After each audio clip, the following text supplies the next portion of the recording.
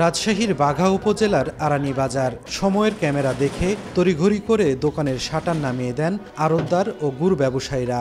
এখানকার প্রায় অর্ধশত আড়তে দেখা মেলে ভারত থেকে আমদানিকৃত মিশ্রি জাতীয় গুড় তৈরির প্রধান উপাদান।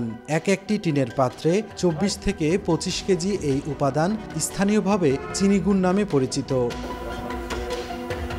ঝিনাবাজার এলাকায় বুলবুলের বাড়িতে অস্বাস্থ্যকর পরিবেশে চিনি গুড়ের সঙ্গে চুন মিশিয়ে তৈরি হচ্ছে আখের গুড়। সেখানে ঢুকতেই কারিগররা ক্যামেরা দেখে পালিয়ে গেলেও পরে স্বীকার করে গুড়ে চিনি, হাইড্রোজ ও রং মেশানোর কথা। তবে এ বিষয়ে রিপোর্ট না করতে পাশা আর তোজাম্মেল মেম্বার নামের দুই ব্যক্তি প্রতিবেদককে কয়েক দফা টাকা দিয়ে ম্যানেজের চেষ্টা করেন। ক্যামেরায় ধরা পড়েছে সেই চিত্র।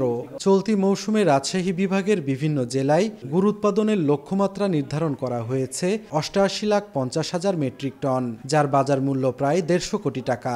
এটা পানামা বন্দর ইন্ডিয়ান গুড়, টিন সব ইন্ডিয়ান। এলসির আপনার ১৯৯ বিক্রি হয়।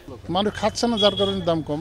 শুধু বাঘা উপজেলা নয়, চারঘাট, পুঠিয়া, দুর্গাপুর উপজেলার পাশাপাশি নাটোর ও নওগাঁয়ও একইভাবে তৈরি হচ্ছে খেজুর ও আখের গুড়। শীতের প্রকোপ কম হওয়ায় এবার গাছ থেকে পর্যাপ্ত খেজুরের রস পাচ্ছেন না গাছিরা। তাই ভেজাল গুড় তৈরি করে বাজারজাত করছেন এক শ্রেণীর অসাধু ব্যবসায়ী।